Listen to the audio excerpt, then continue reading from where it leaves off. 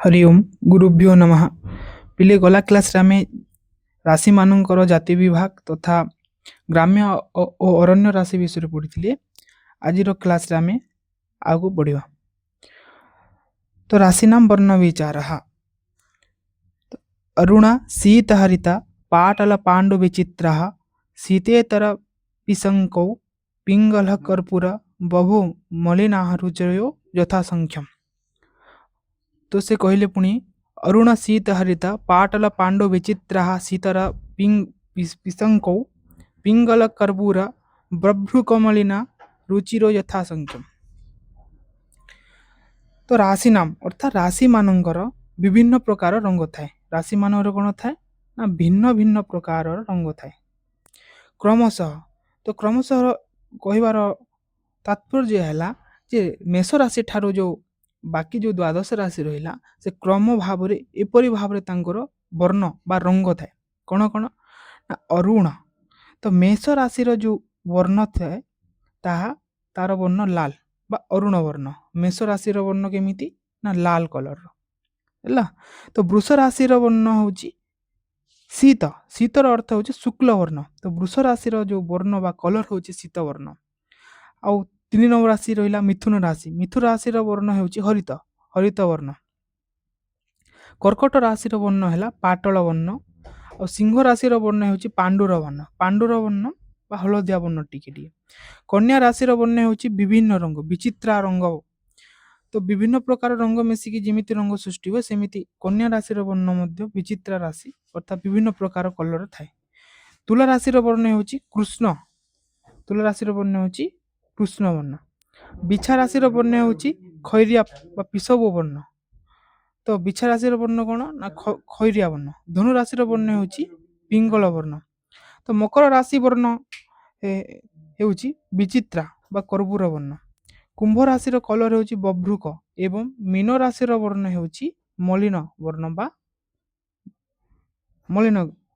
एपरी भाव राशि मानकर विभिन्न प्रकार रंग रोचे से कथा वर्तमान से कहले।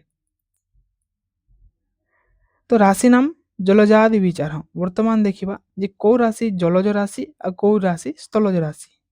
तो से कहले जलजौ कर्कट मीनौ मकरांतर्धश्च शिवमति कुंभ राशि स्वरूप मेतन मार्कंडेया देवी कथितम। तो एपरी भाव में कौ राशि जलज राशि कौ राशि स्थलज राशि मार्कंडेय आदि ऋषि माने वर्णना करछन्ति।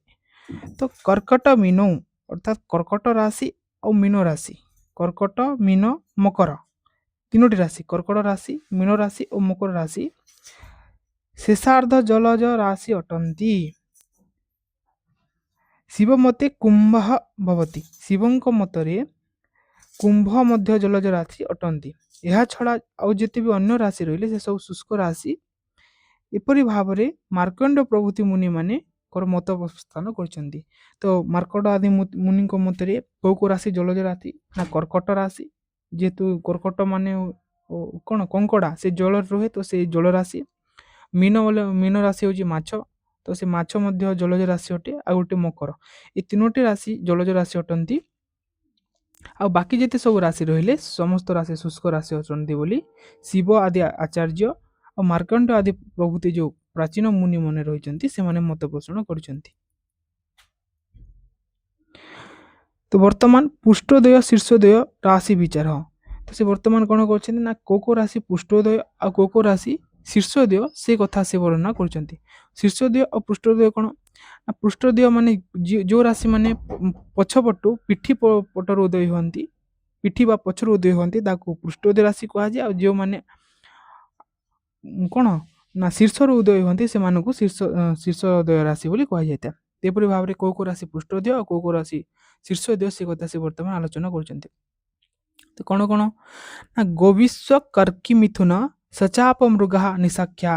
गोविश्व कर्की मिथुन सचाप मृग निशाख्या पुष्टोदय विमुथुना कथितास्त एव शीर्षोदया दिनवल्याश्च भवन्ति शेषा लग्नं समेत्युभयतः पृथुरोम युग्मम।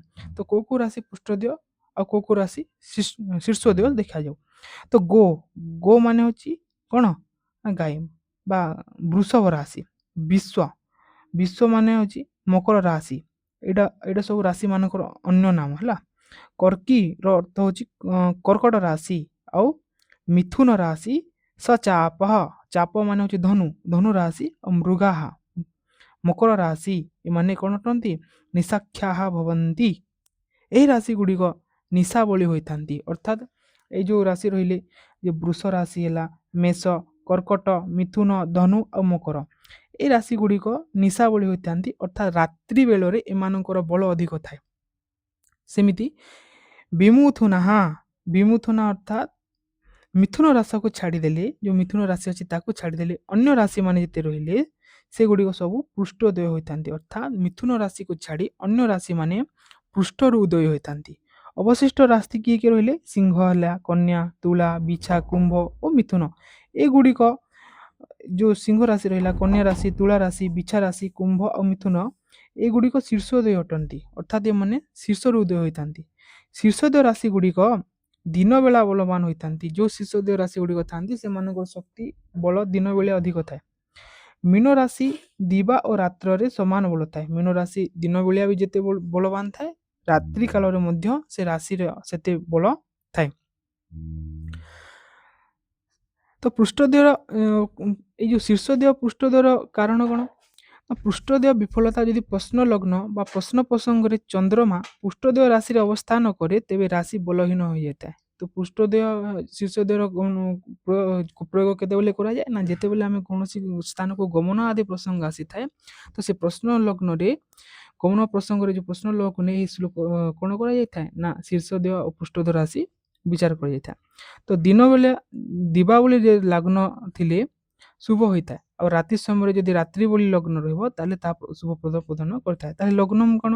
ପୁଣି ପ୍ରଶ୍ନ, ତାହେଲେ ଲଗ୍ନମ୍ର ଅର୍ଥ ହେଉଛି ଲଗତି ଇତି ଲଗ୍ନମ୍। ଅର୍ଥାତ୍ ପୂର୍ବ କ୍ଷିତିଜରେ ଯେଉଁ ରାଶି ଖଣ୍ଡଟି ସଂଯୁକ୍ତ ହୋଇଥାଏ ତାହାକୁ ଲଗ୍ନ ବୋଲି କୁହାଯାଇଥାଏ। ଏପରି ଭାବରେ ଶୀର୍ଷୋଦୟ ଆଉ ପୃଷ୍ଠୋଦୟ ରାଶିର କଥା ବର୍ଣ୍ଣନା କରାଗଲା ହେଲା। ଆଉ ଗୋଟେ ଦିନ ବେଳା ନିଶାବଳୀ, ଆଉ ଯେଉଁ ନିଶାବଳୀ ରାଶି ଯେଉଁଟା ରାତି କାଳରେ ବଳବାନ ହୁଅନ୍ତି, ଆଉ ଯେଉଁ ବାକି ଯେଉଁ ରହିଲେ ରାଶି ଗୁଡ଼ିକ, ଶୀର୍ଷୋଦୟ ରାଶି ଗୁଡ଼ିକ ଦିନ ବେଳିଆ ବଳବାନ ରୁହନ୍ତି ବୋଲି ସେ କହିଛନ୍ତି। ତ ବର୍ତ୍ତମାନ କ'ଣ ନା, ଗ୍ରହଣାନାମ ଅନ୍ୟାନ୍ୟ ନାମାନି, ଯେଉଁ ଗ୍ରହମାନେ ଅଛନ୍ତି, ଗ୍ରହାଣାମ ଅନ୍ୟ ନାମ, ଯେଉଁ ଗ୍ରହମାନେ ଅଛନ୍ତି ସେମାନଙ୍କୁ ଆଉ କେଉଁ ନାମରେ ଜଣାଯାଏ ସେଇଟା ସେ ବର୍ତ୍ତମାନ ଆଲୋଚନା କରୁଛନ୍ତି। କ'ଣ ନା, ହେଳିହି ସୂର୍ଯ୍ୟଶ୍ଚନ୍ଦ୍ରମଃ ଶୀତରଶ୍ମି ହେମ୍ନା ବିଜଜ୍ଞୋ ବୋଧଶ୍ଚନ୍ଦ୍ରପୁତ୍ରଃ ଆରୋ ବକ୍ରଃ କୁରଦୃକ୍ वाचनेयः कालो मन्दः सूर्यपुत्रोत् तसितश्च जीवोऽङ्गिरः सुरगुरु वचसां पतिज्य शुक्रो भृगुसुतः शीत आस्फुजीच्च राहुस्तमोद् गुरु सुरश्चाशिखि च केतुः पर्यायन् ଅନୁପଲଭ୍ୟ ବଦେଚ୍ଚ ଲୋକାତ୍। ଏପରି ଭାବରେ ରାଶିମାନଙ୍କର ଅନ୍ୟ ପ୍ରକାର ନାମ କୁହାଗଲା। ତ ଗ୍ରହମାନଙ୍କର ଅନ୍ୟ ନାମ ହେଲା ହେଳି। ହେଳି ଶବ୍ଦର ଅର୍ଥ ହେଉଛି ସୂର୍ଯ୍ୟ। ସୂର୍ଯ୍ୟଙ୍କର ଅନ୍ୟ ନାମ ହେଉଛି ହେଳି। ହେଳି ସୂର୍ଯ୍ୟ। ଚନ୍ଦ୍ରମା ଶୀତ ରଶ୍ମି, ଆଉ ଚନ୍ଦ୍ରମାଙ୍କର ଅନ୍ୟ ନାମ ହେଉଛି ଶୀତ ରଶ୍ମି। ଶୀତ ରଶ୍ମିରେ କହିଲେ ଚନ୍ଦ୍ରମାକୁ ବୁଝାଏ। ଆଉ ହେମ୍ନ ବିଜିଜ୍ଞ, ଆଉ ହେମ୍ନ ଆଉ ବିଜିଜ୍ଞ ଆଉ ବୋଧନ ହେଉଛି ଇନ୍ଦୁପୁତ୍ର। ଇନ୍ଦୁ ହେଉଛି ଚନ୍ଦ୍ର, ଆଉ ଚନ୍ଦ୍ରର ପୁତ୍ର ହେଉଛନ୍ତି ବୁଧ। ତ ହେମ୍ନ, ବିଜିଜ୍ଞ, ବୋଧନ ଓ ଇନ୍ଦ୍ରପୁତ୍ର ହେଉଛି କାହାର ଅନ୍ୟ ନାମ ନା, ବୁଧର ଅନ୍ୟ ନାମ। ସେମିତି ଜୀବ ଅଙ୍ଗିରାହା, ଆଉ କ'ଣ ଆର କ୍ରୂର, ବକ୍ର, ଅବନେୟ। ଅବନେୟ ହେଉଛି ପୃଥିବୀ, ପୃଥିବୀର ଯେଉଁ ପୁତ୍ର ରହିଲେ ସେ ନାଁ ହେଉଛି ମଙ୍ଗଳଙ୍କର। ମଙ୍ଗଳର ଅନ୍ୟ ନାମ କ'ଣ ନା, ଆରୋ, ବକ୍ର, କ୍ରୂର, ଚାବନେୟ। ଏଇଟା ହେଉଛି ମଙ୍ଗଳ ଗ୍ରହ ଅନ୍ୟ ନାମ। ତା ସହିତ କାଲୋ ମନ୍ଦଃ ସୂର୍ଯ୍ୟପୁତ୍ରୋ ଅସିତଶ୍ଚ, ଆଉ କାଳ, ମନ୍ଦ, ସୂର୍ଯ୍ୟପୁତ୍ର ଓ ଅସିତ, ଏଇ ନାମ ଗୁଡ଼ିକ ହେଉଛି ଶନି ଗ୍ରହର ଅନ୍ୟ ନାମ। ଶନି ଗ୍ରହର ଅନ୍ୟ ନାମ ହେଲା କାଳ, ମନ୍ଦ, ସୂର୍ଯ୍ୟପୁତ୍ର ଓ ଅସିତ। ଜୀବ ଅଙ୍ଗିରାହ ସୁରଗୁରୁ ବଚସାಂ ପତିଜ୍ୟ, ଆଉ କ'ଣ ନା, ଜୀବ, ଅଙ୍ଗିରସ ବା ଅଙ୍ଗିରା ଆଉ ସୁରଗୁରୁ, ଆଉ ବଚସାମ୍ପତି ଆଉ ଇଜ୍ୟ ଏଇଟା ହେଉଛି ବୃହସ୍ପତି ଗ୍ରହର ଅନ୍ୟ ନାମ। ସେମିତି ଶୁକ୍ର ଭୃଗୁ ଭୃଗୁସୁତା ଶୀତ ଆସ୍ପୁଜିଚ ଆଉ କ'ଣ ନା ଶୁକ୍ରଙ୍କର ଅନ୍ୟ ନାମ କ'ଣ କ'ଣ ରହିଲା ନା ଭୃଗୁସୁତ ଶୀତ ଆସ୍ପୃଜିତ ଏଇଟା ହେଉଛି ଶୁକ୍ର ଗ୍ରହର ଅନ୍ୟ ନାମ। ରାହୁ ସମୁଦ୍ଧଗୁରୁ ସୁରଶ୍ଚ ଶିଖି ଆଉ କ'ଣ ନା ଯେଉଁ ତମଃ ଅଗୁହ ଆଉ ଅସର ଏଇଟା ହେଉଛି ରାହୁ ଗ୍ରହର ଅନ୍ୟ ନାମ ବା ରାହୁ ଗ୍ରହର ପ୍ରତିଶବ୍ଦ। ସେମିତି କେତୁର ପ୍ରତିଶବ୍ଦ ହେଉଛି ଶିଖି। ଶିଖି ହେଉଛି କେତୁର ପ୍ରତିଶବ୍ଦ ହେଲା। ତ ଏସବୁ ଯେଉଁ ରହିଲା ଗ୍ରହମାନଙ୍କର ଯେଉଁ ପ୍ରତିଶବ୍ଦ ବା ଗ୍ରହମାନଙ୍କର ଅନ୍ୟ ଅନ୍ୟ ନାମ। ତ ଜ୍ୟୋତିଷ ଶାସ୍ତ୍ରରେ ଏସବୁ ଗ୍ରହର ବିଭିନ୍ନ ସ୍ଥାନରେ ତାଙ୍କର ପ୍ରତିଶବ୍ଦକୁ ପ୍ରୟୋଗ କରାଯାଇଥାଏ। ତ ଗ୍ରହାଣାମ ଜାତ୍ୟାଧିପତି ବିଚାର ତ ଗ୍ରହମାନଙ୍କର ଯେମିତି ରାଶିର ଜାତି ବିଭାଗ କରାଯାଇଥିଲା ସେମିତି ଗ୍ରହମାନଙ୍କର ମଧ୍ୟ ଜାତିର ଅଧିପତି ବିଚାର କରାଯାଉଛି। ତ କେଉଁ ଗ୍ରହ କେଉଁ ଜାତିର ଅଧିପତି ସେ କଥା ସେ ଜାଗାରେ ବର୍ଣ୍ଣନା କରୁଛନ୍ତି। ତ କ'ଣ ନା ବ୍ରାହ୍ମଣ ଶୁକ୍ରବାଗୀଶୋ କ୍ଷତ୍ରିୟ ଭୌମ ଭାସ୍କର ବୈଶ୍ୟ ଚନ୍ଦ୍ର ବୁଧ ଶୂଦ୍ରେ ପତିର୍ମନ୍ଦ ଧନ୍ୟତେ ଜନ। ତ କ'ଣ ବ୍ରାହ୍ମଣ ଶୁକ୍ରବାଗୀଶୋ କ୍ଷତ୍ରିୟ ଭୌମ ଭାସ୍କର ବୈଶ୍ୟ ଚନ୍ଦ୍ର ବୁଧ ଶୂଦ୍ରେ ପତିର୍ମନ୍ଦୋ ଧନ୍ୟତେ ଜନେ। ତ କ'ଣ ନା ବ୍ରାହ୍ମଣେ ଶୁକ୍ରବାଗୀଶୋ ଅର୍ଥାତ୍ ଯେଉଁ ଶୁକ୍ରବାଗୀଶୋ ବ୍ରାହ୍ମଣେ ତ ଯେଉଁ ଶୁକ୍ର ଆଉ ବାଗ ଈଶୋ ବା ବୃହସ୍ପତି ବା ବାଗୀଶ ହେଉଛନ୍ତି ବ୍ରାହ୍ମଣ ଜାତିର ଅଧିପତି। ସେମିତି ଭୌମ ଭାସ୍କର କ୍ଷତ୍ରିୟ ଭୌମ ମାନେ ହେଉଛି ରବି ଗ୍ରହ ଆଉ ଭୌମ ହେଉଛି କିଏ କ୍ଷମତା ଭୌମ ହେଉଛନ୍ତି ମଙ୍ଗଳ ଗ୍ରହ ଆଉ ଯେଉଁ ଭାସ୍କର ହେଉଛନ୍ତି ରବି ଗ୍ରହ। ଏଇ ଦୁଇ ଜଣ ହେଉଛନ୍ତି କ୍ଷତ୍ରିୟ ଜାତିର ଅଧିପତି। ସେମିତି ବୈଶ୍ୟ ଚନ୍ଦ୍ର ବୁଧ ଆଉ ଚନ୍ଦ୍ର ଗ୍ରହ ହେଉଛନ୍ତି ବୈଶ୍ୟ ଜାତିର ଅଧିପତି ଗ୍ରହ। ଯାହାର ଚନ୍ଦ୍ର ବଳବାନ ଥାଏ ସେମାନଙ୍କର ବିଜନେସରେ ବହୁତ ଉନ୍ନତି ହୋଇଥାଏ। ସେଥିପାଇଁ କ'ଣ ପାଇଁ ନା ଚନ୍ଦ୍ର ହେଉଛନ୍ତି ବୈଶ୍ୟ ଜାତିର ଅଧିପତି। ଶୂଦ୍ରୋପତିର୍ମନ୍ଦୋତ ଆଉ ଯେଉଁ ଶୂଦ୍ର ରହିଲା ଯେଉଁ ବୁଧ ଗ୍ରହ ହେଉଛନ୍ତି ଶୂଦ୍ର ଜାତିର ଅଧିପତି ଆଉ ଶନି ହେଉଛନ୍ତି ଅନ୍ତ୍ୟଜ ଜାତିର ଅଧିପତି। ଶନି ହେଲେ ଅନ୍ତ୍ୟଜ ଜାତି ମାନଙ୍କର ଅଧିପତି। ତ ସେମିତି ଜାତ୍ୟାଧିପତି ଗ୍ରହ ବିଚାର କରା ଯେଉଁ ଶୁକ୍ର ଆଉ ବୃହସ୍ପତି ଏ ହେଉଛନ୍ତି ବ୍ରାହ୍ମଣ ଜାତିର ଅଧିପତି ଆଉ ଯେଉଁ ମଙ୍ଗଳ ଗ୍ରହ ଆଉ ରବି ଗ୍ରହ ହେଲେ କ୍ଷତ୍ରିୟ ଜାତିର ଅଧିପତି। ଚନ୍ଦ୍ର ଗ୍ରହ ହେଉଛନ୍ତି ବୈଶ୍ୟ ମାନଙ୍କର ଅଧିପତି ଆଉ ବୁଧ ଗ୍ରହ ହେଉଛନ୍ତି ଶୂଦ୍ର ଜାତିର ଅଧିପତି ଆଉ ଶନି ଗ୍ରହ ରହିଲେ ଅନ୍ତ୍ୟଜ ଜାତିର ଅଧିପତି। ଅନ୍ତ୍ୟଜ ଜାତି ଶୂଦ୍ର ଜାତି ମାନଙ୍କୁ ମଧ୍ୟ ଅନ୍ତ୍ୟଜ ଜାତି ବୋଲି କୁହାଯାଏ। ଏପରି ଭାବରେ ଗ୍ରହମାନଙ୍କର ଜାତି ବିଭାଗ କରିଦିଆଗଲା। ବିଭିନ୍ନ ଯେଉଁ ଜାତି ରହିଲେ ସେମାନଙ୍କର ଅଧିପତି ଗ୍ରହମାନେ ଏମାନେ। ତ ବର୍ତ୍ତମାନ କ'ଣ କରାଗଲା ନା ଗ୍ରହାଣାମ ବର୍ଣ୍ଣ ପ୍ରକୃତି ବିଚାର। ବର୍ତ୍ତମାନ ଗ୍ରହମାନଙ୍କର ବର୍ଣ୍ଣ ଆଉ ପ୍ରକୃତି ବର୍ଣ୍ଣନା କରାଯାଉଛି ଯେ କେଉଁ ଗ୍ରହ କିପରି ବର୍ଣ୍ଣର ହୋଇଥାନ୍ତି ତାଙ୍କର କଲର୍ସ କିପରି ଥାଏ ହେଲା। ତ କ'ଣ ନା ଗୌରବର୍ଣ୍ଣ ଦିନାଧୀଶ ଗୌରାଶ୍ଚନ୍ଦ୍ରେ ଭୂମିଜାः ଶ୍ୟାମଳୋ ବୁଧ ଶୁକ୍ରौ च କୃଷ୍ଣ ରାହୁ ଶନୈଶ୍ଚରः କୃଷ୍ଣ ମିଶ୍ରବର୍ଣ୍ଣଶ୍ଚ କେତବା। ତ ଏସବୁ କଲର୍ସ ବର୍ଣ୍ଣନା କରାଗଲା ଯେ କେଉଁ ଗ୍ରହ କେଉଁ କଲର୍ସର ହେଲା। ତ ଗୌରବର୍ଣ୍ଣः ଦିନସ୍ୟ ଅଧିଶः ତାହେଲେ ଦିନର ଯେଉଁ ବା ଈଶ୍ୱର ହେଲେ ସେ ହେଉଛନ୍ତି ସୂର୍ଯ୍ୟ। ସୂର୍ଯ୍ୟଙ୍କର କଲର୍ କ'ଣ ନା ଗୌରବର୍ଣ୍ଣ। ତ ସୂର୍ଯ୍ୟ ଗୌରବର୍ଣ୍ଣର ଆଉ ଚନ୍ଦ୍ର ଗ୍ରହ ଆଉ ଇଜ୍ୟ ଯାହାର ଆମେ ଯେଉଁ କହୁଥିଲେ ଇଜ୍ୟ କିଏ ନା ବୃହସ୍ପତି। ତ ଯେମିତି ଗ୍ରହମାନଙ୍କର କ'ଣ ହେଇଥିଲା ନା ତାଙ୍କର ଅନ୍ୟ ନାମ କୁହାଯାଇଥିଲା ସେମିତି ବୃହସ୍ପତିଙ୍କର ଇଜ୍ୟ କହିଲେ ବୃହସ୍ପତି। ତ ଚନ୍ଦ୍ର ଓ ବୃହସ୍ପତି ତା ସହିତ ଭୂମିଯାହାର ଅର୍ଥ ହେଉଛି ଭୂମିର ପୁତ୍ର। ତ ଭୂମିର ପୁତ୍ର ମଙ୍ଗଳକୁ ଭୂମି ପୁତ୍ର ବୋଲି କୁହାଯାଏ। ତ ମଙ୍ଗଳ ଗ୍ରହ ଚନ୍ଦ୍ର ବୃହସ୍ପତି ମଙ୍ଗଳ ଗ୍ରହ ଗୌରାହା ଭବନ୍ତି, ଏମାନେ ମଧ୍ୟ ଗୌର ବର୍ଣ୍ଣର ହୋଇଥାନ୍ତି। ତା ଛଡ଼ା ଆଉ କ'ଣ ରହିଲା ନା ବୁଧ ଶୁକ୍ର ଶ୍ୟାମଳ, ବୁଧ ଶୁକ୍ର ଶ୍ୟାମଳ, ବୁଧ ଗ୍ରହ ଆଉ ଶୁକ୍ର ଗ୍ରହ ଶ୍ୟାମଳ ବର୍ଣ୍ଣର ହୋଇଥାନ୍ତି। ଶ୍ୟାମଳ ବର୍ଣ୍ଣ ଅର୍ଥାତ୍ କୃଷ୍ଣ ବର୍ଣ୍ଣ ଆଉ ଗୌର ବର୍ଣ୍ଣର ମିଶ୍ରିତ ଯେଉଁ ବର୍ଣ୍ଣ ଥାଏ ସେ ବର୍ଣ୍ଣର ହୋଇଥାନ୍ତି। ଆଉ ଆଉ ବାକି ଯେଉଁ ରହିଲେ ରାହୁ ଶନିଶ୍ଚର ହେଉଛି କୃଷ୍ଣ, ରାହୁ ଗ୍ରହ ଆଉ ଶନି ଗ୍ରହ ଏମାନେ କୃଷ୍ଣ ବର୍ଣ୍ଣର ବା କଳା ବର୍ଣ୍ଣର ହୋଇଥାନ୍ତି। ଆଉ ଯେଉଁ କେତୁ ଗ୍ରହ ରହିଲା ସେ କେତୁ ଗ୍ରହ ମିଶ୍ର ବର୍ଣ୍ଣର ହୋଇଥାଏ, ସବୁ କଲର୍ ଟିକେ ଟିକେ ମିକ୍ସ ଥାଏ। ତ ଏଇ ରାଶି ଏଇ ଗ୍ରହମାନଙ୍କର ପ୍ରଭାବ ଯେଉଁ ଜାତକ ଉପରେ ପଡ଼ିଥାଏ ତ ସେଇ ଜାତକର ବ୍ୟକ୍ତିମାନଙ୍କର କଲର୍ସ ମଧ୍ୟ ଏଇ ଗ୍ରହମାନଙ୍କ ପରି ହୋଇଥାଏ ହେଲା। ଯଦି ଶନି ଗ୍ରହର ପ୍ରଭାବ ପଡ଼ୁଛି ତାହେଲେ ଶରୀରର ରଙ୍ଗ ଶ୍ୟାମଳ ବର୍ଣ୍ଣ ହୋଇଯାଇଥାଏ ସେଇ ଜାତକ ବ୍ୟକ୍ତିର। ସୂର୍ଯ୍ୟ ପ୍ରଭାବିତ ବ୍ୟକ୍ତିମାନଙ୍କର ବର୍ଣ୍ଣ ଉଜ୍ଜ୍ୱଳମୟ ଗୌରବର୍ଣ୍ଣ ହୋଇଥାଏ, ଚନ୍ଦ୍ର ପ୍ରଭାବିତ ବ୍ୟକ୍ତିର ବର୍ଣ୍ଣ ମଧ୍ୟ ଗୌରବର୍ଣ୍ଣ ହୋଇଥାଏ। ଏପରି ଭାବରେ ଗ୍ରହମାନଙ୍କର ବର୍ଣ୍ଣ ହିସାବରେ ଯେଉଁ ଜାତକ ଥାଏ ତାଙ୍କର ବର୍ଣ୍ଣ ମଧ୍ୟ ହୋଇଥାଏ ହେଲା। ତ ବର୍ତ୍ତମାନ ସେ କହୁଛନ୍ତି ନା ଧାତୁର ଅଧିପତି ଗ୍ରହ। ତ ଯେଉଁ ଧାତୁ ରହିଲା ଆମ ଶରୀରରେ ଯେଉଁ ଧାତୁ ଗୁଡ଼ିକ ଅଛି ନା କ'ଣ ବାତ ପିତ୍ତ କଫ, ତ ସେ ବାତ ପିତ୍ତ କଫର ମଧ୍ୟ ଅଧିପତି ଗ୍ରହ ଥାନ୍ତି। ଯଦି ଏହି ପ୍ରକାର ରୋଗ ଦେଖାଦିଏ ବାତ ଜନିତ କଫ ଜନିତ କିମ୍ବା ପିତ୍ତ ଜନିତ ରୋଗ, ତାହେଲେ ସେ ଗ୍ରହ ତା ସହିତ ରିଲେଟେଡ୍ ଥିବା ଗ୍ରହର କୌଣସି କ'ଣ ବିପରୀତ ଏଫେକ୍ଟ ପଡ଼ୁଥିବାର ଜଣାଯାଏ। ଯଦି ସୂର୍ଯ୍ୟ ମଙ୍ଗଳଙ୍କର ବିପରୀତ ପ୍ରଭାବ ପଡ଼ିଲା ତାହେଲେ ପିତ୍ତ ଜନିତ ରୋଗ ହେବାର ସମ୍ଭାବନା ଥାଏ। ତ ଚନ୍ଦ୍ର ଶୁକ୍ରର ଯଦି ପଡ଼ୁଛି ତାହେଲେ କଫ ଜନିତ ରୋଗ ହେବାର ଥାଏ।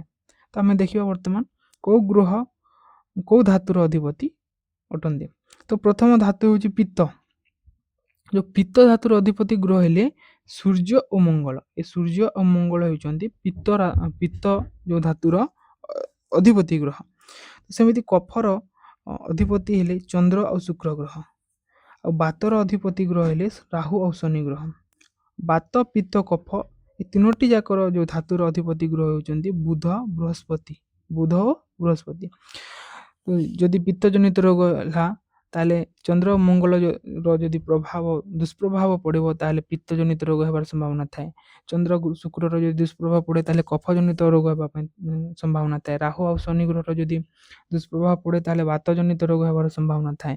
ବୁଧ ଓ ବୃହସ୍ପତି ଯଦି ବିପରୀତ ହେଲେ ତାହେଲେ ବାତ ପିତ୍ତ ଓ କଫ ଜନିତ ରୋଗ ହେବାର ସମ୍ଭାବନା ଥାଏ। ବୁଝିଲ। ବର୍ତ୍ତମାନ ସେ ପୁଣି କହୁଛନ୍ତି ନା ଗ୍ରହାଣାମ୍ ସତ୍ୱାଦି ଗୁଣ ରୂପ ଲକ୍ଷଣ ଆଦି ବିଚାର। ତ ସତ୍ୱାଦି ଗୁଣ ବିଚାର, ବର୍ତ୍ତମାନ ଯେଉଁ ତିନୋଟି ଗୁଣ ଅଛି ସତ୍ୱ ରଜ ଆଉ ତମ, ତ କେଉଁ ରାଶି କେଉଁ ଗ୍ରହ କେଉଁ ଯେଉଁ ଗୁଣର ସେ କଥା ସେ ବର୍ତ୍ତମାନ ଆଲୋଚନା କଲେ। ତ କ'ଣ ଚନ୍ଦ୍ରାର୍କ ଜୀବାଜ୍ଞା ସୀତାଃ କୁଜାର୍କି, ଚନ୍ଦ୍ରାର୍କ ଜୀବଜ୍ଞା ସୀତାଃ କୁଜାର୍କି ଯଥାକ୍ରମଂ ସତ୍ୱରଜಸ್ತମାସି। ତ ଯେଉଁ ଚନ୍ଦ୍ର ଅର୍କ ଜୀବଜ୍ଞ ସୀତାଃ କୁଜାର୍କି ଯଥାକ୍ରମ ସତ୍ୱରଜ କ୍ରମ ହିସାବରେ ଯେମିତି ସତ୍ୱ ରଜ ଆଉ ତମ ଅଛି ସେପରି ଭାବରେ ଚନ୍ଦ୍ର ଅର୍କ ଜୀବ ଆଉ ଜ୍ଞ ଆଉ ଶୀତ ଆଉ କୁଜ ଆଉ ଅର୍କି ଏମାନଙ୍କର ସତ୍ୱ ଆଦି ଗୁଣ ବିଚାର କରାଯାଇଛି। ତ କ'ଣ ନା ଚନ୍ଦ୍ରାର୍କ ଜୀବଜ୍ଞ ସୀତାଃ କୁଜାର୍କି, ତ ଚନ୍ଦ୍ର ଅର୍କ ମାନେ ହେଉଛନ୍ତି ସୂର୍ଯ୍ୟ, ଜୀବ ମାନେ ଗୁରୁ ବୃହସ୍ପତି ନା, ଶୀତଃ ତ ଚନ୍ଦ୍ର ସୂର୍ଯ୍ୟ ଆଉ ଗୁରୁ ଏଗୁଡ଼ିକ ଏଇ ଯେଉଁ ଗ୍ରହ ରହିଲେ ତିନୋଟି ଏ ସତ୍ୱ ଗୁଣ ଯୁକ୍ତ ହୋଇଥାନ୍ତି। ତ ଚନ୍ଦ୍ର ଗ୍ରହ, ସୂର୍ଯ୍ୟ ଗ୍ରହ ଆଉ ଗୁରୁ ଗ୍ରହ ବା ବୃହସ୍ପତି ଗ୍ରହ ଏ ଗ୍ରହ ଗୁଡ଼ିକ ସତ୍ୱ ଗୁଣ ଯୁକ୍ତ ହୋଇଥାନ୍ତି। ସେମିତି ବୁଧ ଶୁକ୍ର ଏ ଦୁଇ ଜଣ ରଜଗୁଣ ଯୁକ୍ତ ହୋଇଥାନ୍ତି। ବୁଧ ଗ୍ରହ ଆଉ ଶୁକ୍ର ଗ୍ରହ ରଜଗୁଣ ଯୁକ୍ତ ହୋଇଥାଏ। ତାପରେ ମଙ୍ଗଳ ଆଉ ଶନି ଗ୍ରହ ଏ ଦୁଇ ଜଣ ଗ୍ରହ ତମ ଗୁଣ ଯୁକ୍ତ ହୋଇଥାନ୍ତି। ଏହା ବୃହତ୍ ଜାତକର ମତ ଅଟେ। ବୃହତ୍ ଜାତକ ବୋଲି ଯେଉଁ ପୁସ୍ତକ ଅଛି ସେ ପୁସ୍ତକ ମତରେ ଏ କଥା ବିଚାର କରାଗଲା। ଯେମିତି ସତ୍ୱଗୁଣର ଗ୍ରହ ଗୁଡ଼ିକ ହେଲେ ଚନ୍ଦ୍ର, ସୂର୍ଯ୍ୟ ଆଉ ବୃହସ୍ପତି। ରଜଗୁଣ ଗ୍ରହ ହେଲେ ବୁଧ ଗ୍ରହ ଆଉ ଶୁକ୍ର ଗ୍ରହ। ସେମିତି ତମ ଗୁଣୀ ଗ୍ରହ ହେଲେ ମଙ୍ଗଳ ଗ୍ରହ ଆଉ ଶନି ଗ୍ରହ ହେଲା।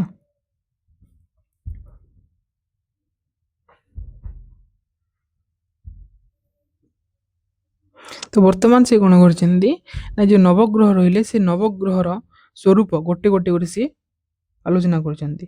ତ ପ୍ରଥମ ଯେଉଁ ଗ୍ରହ ରହିଛନ୍ତି ଗ୍ରହରାଜ ରୂପରେ ସେ ହେଉଛନ୍ତି ରବି ଗ୍ରହ ବା ସୂର୍ଯ୍ୟ। ତାଙ୍କର ସ୍ୱରୂପ କ'ଣ ଅଛି ସିଏ କହୁଛନ୍ତି ନା ରବି ଗ୍ରହ ସେ ସ୍ୱରୂପ କ'ଣ ନା ମଧୁ ପିଙ୍ଗଳ ଦୃକ୍ ସୂର୍ଯ୍ୟ ଚତୁରସ୍ର ଶୁଚିର୍ଦ୍ୱିଜ ପିତ୍ତ ପ୍ରକୃତିଜୋ ଧୀମାନ ପୁମାନ କଳ୍ପ କଚୋ କିଳ। ତ ସେ କ'ଣ କହିଲେ ନା ସୂର୍ଯ୍ୟ ମଧୁ ପିଙ୍ଗଳ ଦୃକ୍ ମଧୁ ପିଙ୍ଗଳ ଦୃକ୍ ଅର୍ଥାତ୍ ସୂର୍ଯ୍ୟଙ୍କର ସ୍ୱରୂପ କେମିତି ନା ଦୃକ୍ ଚକ୍ଷୁ କେମିତି ନା ଏହାଙ୍କର ଚକ୍ଷୁ ମହୁର ବର୍ଣ୍ଣର ଅଟେ। ମହୁର ବର୍ଣ୍ଣ ଅର୍ଥାତ୍ ରକ୍ତବର୍ଣ୍ଣର ତାଙ୍କର ଚକ୍ଷୁ ଅଟେ। ଆଉ ତାଙ୍କର ଯେଉଁ ଚକ୍ଷୁ ଡୋଳା ବିଶିଷ୍ଟ ଅଟେ ରକ୍ତବର୍ଣ୍ଣର ଚକ୍ଷୁ ଡୋଳା ବିଶିଷ୍ଟ ଅଟନ୍ତି ତଥା ଚତୁରସ୍ର କ'ଣ ତାଙ୍କର ଯେଉଁ ଶରୀର ତାଙ୍କର ଗାଲ ଯେଉଁ ମୁଖମଣ୍ଡଳ କେମିତି ଥାଏ ଚତୁରସ୍ର ଥାଏ ହେଲା, ଚାରିକୋଣିଆ ଟାଇପ୍ର ଥାଏ ଯେମିତି ଚତୁରସ୍ର। ତା ସହିତ ପବିତ୍ର ସୂଚି ଜ୍ଞାନ ଯୁକ୍ତ ଆଉ ସେ କେମିତି ନା ସୂର୍ଯ୍ୟଗ୍ରହ ପବିତ୍ର ସୂଚି ଆଉ ଜ୍ଞାନ ଯୁକ୍ତ ଅଟନ୍ତି ହେଲା, ବ୍ରାହ୍ମଣ ଜାତିର ଇଏ ଗ୍ରହ ଆଉ ପିତ୍ତ ପ୍ରକୃତି ବିଶିଷ୍ଟ ଅଟନ୍ତି, ବୁଦ୍ଧିମାନ ଆଉ ଅଳ୍ପ କେଶ ଯୁକ୍ତ। ସୂର୍ଯ୍ୟଙ୍କର କେଶ ଅଳ୍ପ ଆଉ ପୁରୁଷ ଜାତିର ଗ୍ରହ ହୋଇଥାନ୍ତି। ଅର୍ଥାତ୍ ଯେଉଁ ଜାତିରେ ଯେଉଁ ସୂର୍ଯ୍ୟଙ୍କର ପ୍ରଭାବ ଯେଉଁ ଜାତକ ଉପରେ ପଡ଼ିଥାଏ ତ ସେ ସୂର୍ଯ୍ୟଙ୍କର ପ୍ରଭାବ ଯଦି ପଡ଼ିବ ତାହେଲେ ସେ ଜାତକର ମଧ୍ୟ ଏପରି ସ୍ୱରୂପ ଦେଖାଦିଏ ଯେମିତି ସୂର୍ଯ୍ୟଙ୍କର ସ୍ୱରୂପ ବର୍ଣ୍ଣନା କରାଗଲା। ଅଳ୍ପ କେଶ ଯୁକ୍ତ ହୋଇଥିବ, ଲାଲ ଆଖି ହୋଇଥିବ, ଚତୁରସ୍ର ସ୍କୋୟାର ମୁଖମଣ୍ଡଳ ହୋଇଥିବ। ଏଇଗୁଡ଼ିକ ଯେଉଁ ବ୍ୟକ୍ତି ଠାରେ ଦେଖା ଦେଇଥାଏ ସେ ଜାଣିବ ଯେ ସେ ବ୍ୟକ୍ତି ଉପରେ ସୂର୍ଯ୍ୟ ଗ୍ରହର ପ୍ରଭାବ ପଡ଼ିଛି ହେଲା। ଏଠାରେ ପୁମାନ କହିବାର ଅର୍ଥ ହେଉଛି ସୂର୍ଯ୍ୟ ହେଉଛନ୍ତି ପୁରୁଷ ଗ୍ରହ। ଯଦି କୌଣସି ସ୍ତ୍ରୀ ଉପରେ ଯଦି ସୂର୍ଯ୍ୟଙ୍କର ପ୍ରଭାବ ପଡ଼ିଲା ତାହେଲେ ତାର ପ୍ରକୃତି ମଧ୍ୟ ପୁରୁଷ ପରି ଦେଖାହେବ। ଏପରି ଭାବରେ ସୂର୍ଯ୍ୟଙ୍କର ସ୍ୱରୂପ ବର୍ଣ୍ଣନା କରାଗଲା।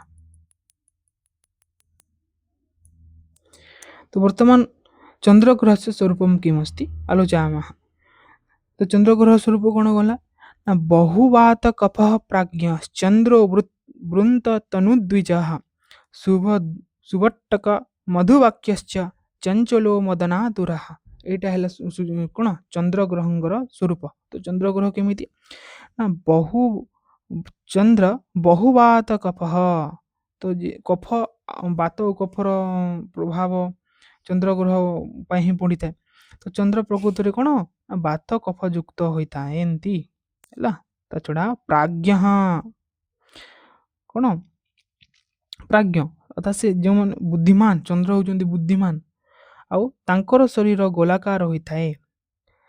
ସେ କ'ଣ ଦ୍ୱିଜ ଆଉ ସେ ଦ୍ୱିଜ ଜାତିର ଯେମିତି ସୂର୍ଯ୍ୟ ଦ୍ୱିଜ ଜାତିର ଅଟନ୍ତି ବ୍ରାହ୍ମଣ ଜାତିର ସେମିତି ଚନ୍ଦ୍ରଗ୍ରହ ମଧ୍ୟ ବ୍ରାହ୍ମଣ ଜାତିର ଅଟନ୍ତି। ଶୁଭ ଦୃକ୍ ଅର୍ଥାତ୍ ଦୃକ୍ ମାନେ ଚକ୍ଷୁ, ତ ତାଙ୍କର ଚକ୍ଷୁ ସୁନ୍ଦର ଚକ୍ଷୁ ବିଶିଷ୍ଟ ଅଟନ୍ତି ଚନ୍ଦ୍ର।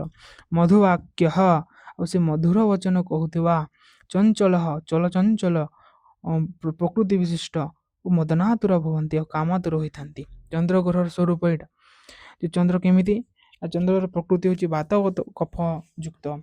ସେ ବୁଦ୍ଧିମାନ, ତାଙ୍କର ଶରୀର ଗୋଲାକାର ଅଟେ, ସେ ବ୍ରାହ୍ମଣ ଜାତିର, ସୁନ୍ଦର ଚକ୍ଷୁ ବିଶିଷ୍ଟ, ସୁନ୍ଦର ବଚନ କହନ୍ତି, ତାଙ୍କର ମଧୁବାଣୀ, ଚଞ୍ଚଳ ଅଟନ୍ତି ଆଉ କାମାତୁର।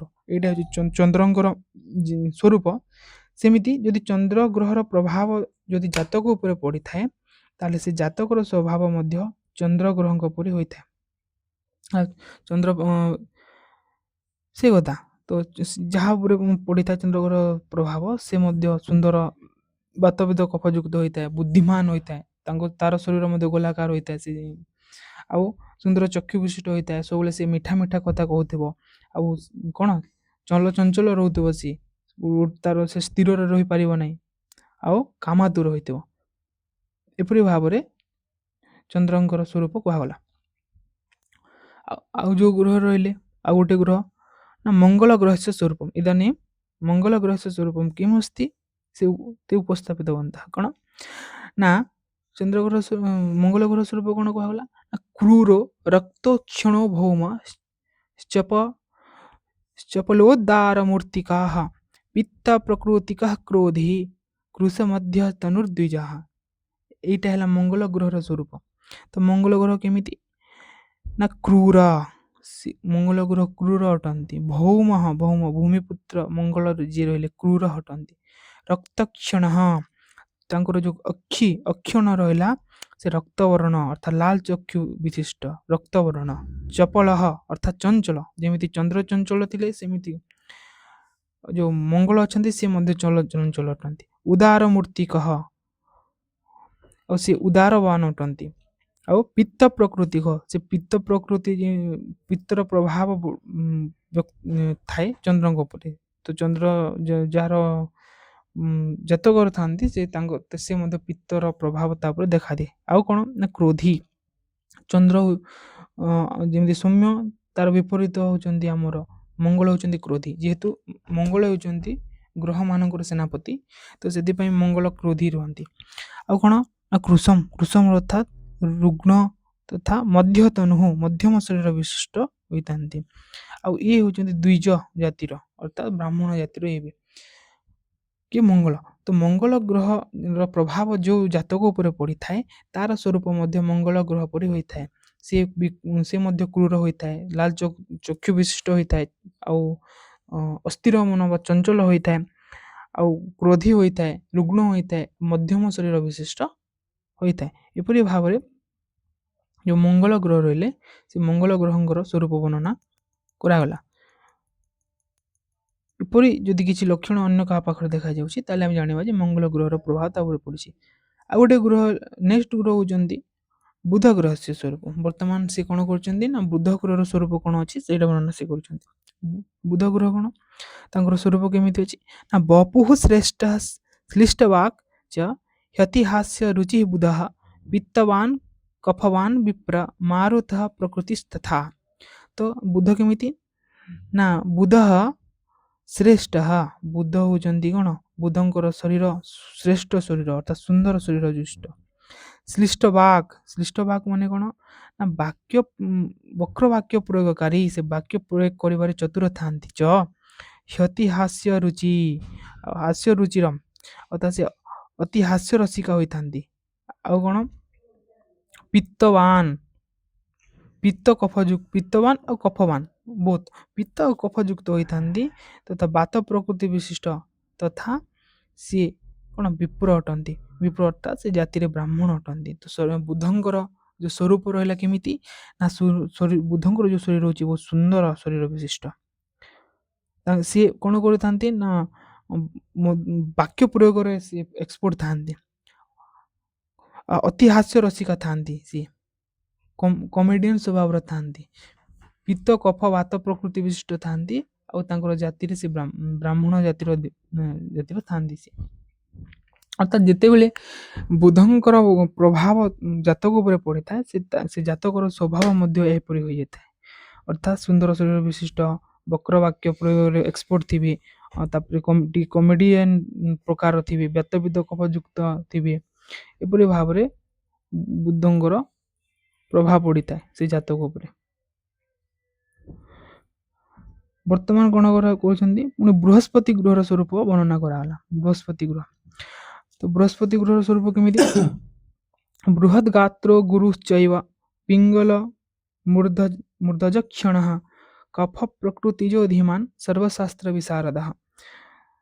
ତ ବୃହତ୍ ଗାତ୍ର, ଗୁରୁ ଅର୍ଥାତ୍ ବୃହସ୍ପତିଙ୍କର ଯେଉଁ ଶରୀର ରହୁଛି ସେଇଟା ବହୁତ ବିଶାଳ ଥାଏ।